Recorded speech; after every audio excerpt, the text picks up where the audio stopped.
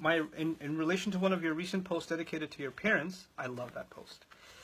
You mentioned something along the lines of treating your parents with ihsan as the bare minimum. What do we do if caring for a palliative parent feels like it's never good enough, despite the reality we'll never be able to repay them? Yeah, that's a really, thank you for your question, Tyra Azim.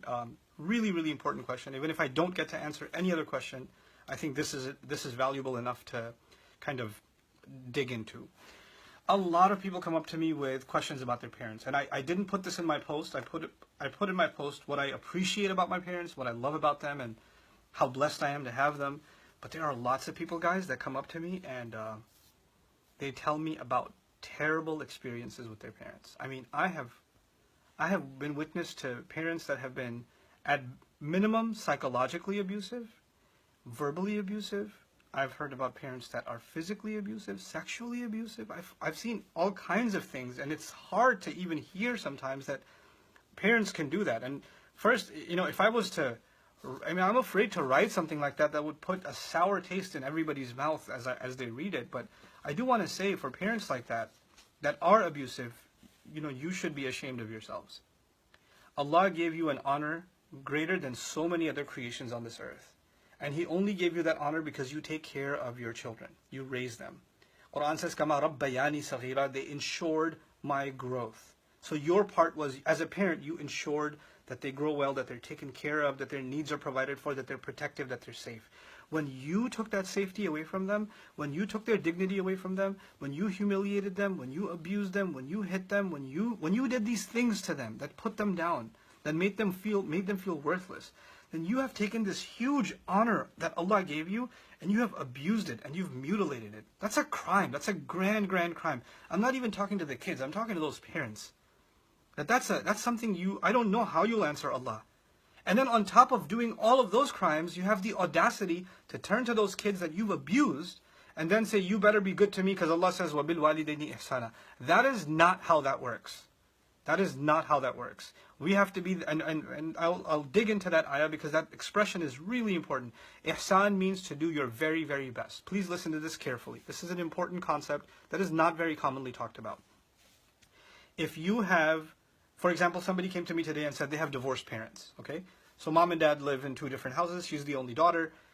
And when I'm spending time with mom, I feel bad because I feel like I'm abandoning dad. When I'm with dad, I feel bad that I'm not with mom. Mom makes me feel guilty when I'm with dad. Dad makes me feel guilty when I'm with mom. And I'm torn on both sides, and you're supposed to be the best to your parents.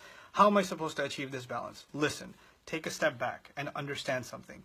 The word ihsan means the very best that you can do. The very best that you can do.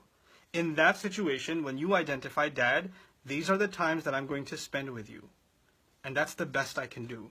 Mom, here's the time that I can give you because I have work, I have school, I have these other responsibilities. Here's what I can give you. This is the best that I can do.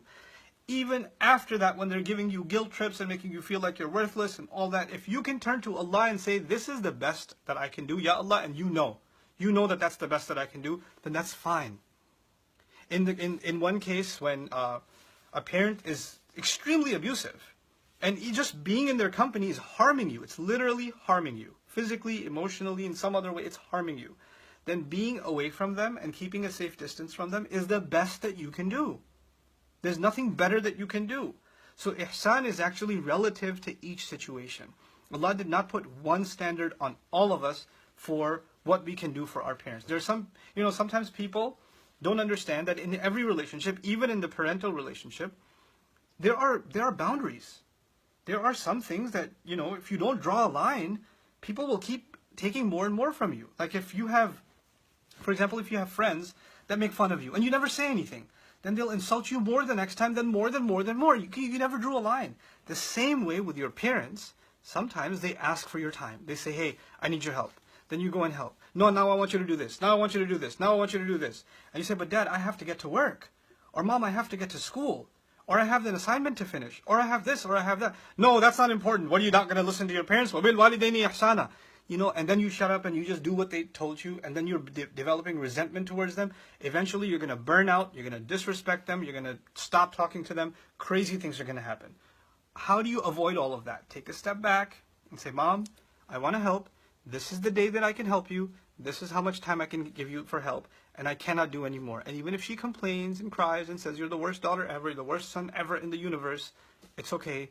You drew a line. And once you stick with that line, then the next time that line will be respected. In the beginning, it will feel like torture, but then they will learn to respect that line that you've respectfully drawn. You haven't drawn an abusive line, you have drawn a reasonable line. And that has to happen in every relationship, with your kids, with your parents, with your spouse, with your friends, with work.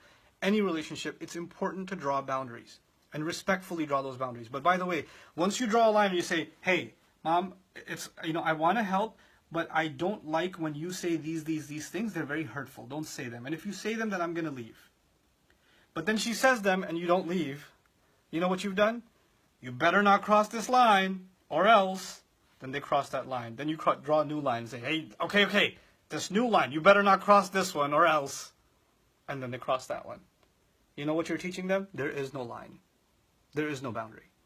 This is a really serious problem many of us have in all of our relationships, that we don't know how to draw a line. And that has to happen even with our parents, respectfully, with the best possible intention, with the most loving, caring words, with the most consideration, but this has to happen. Otherwise, you'll just end up in miserable relationships, not just with your parents, in every relationship. You're going to be miserable. May Allah protect you from that kind of misery.